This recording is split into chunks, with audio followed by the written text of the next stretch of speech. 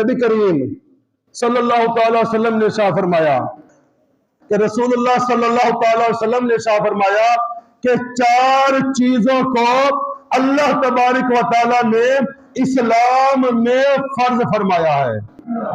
4 سنیے کون کون سی ہیں۔ پہلی چیز کیا فرض فرمائی اللہ تبارک و تعالی نے؟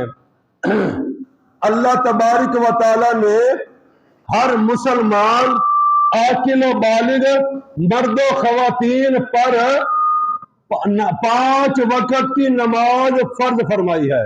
اب دوسری چیز اللہ تبارک و تعالی نے ہر صاحب استطاعت پر زکوٰۃ فرض کی ہے۔ اور تیسری بات اللہ تبارک و تعالی نے یا ایھا الذین آمنوا کتب علیکم الصیام، اے ایمان والو روزے تم پر فرض کر دیے گئے ہیں۔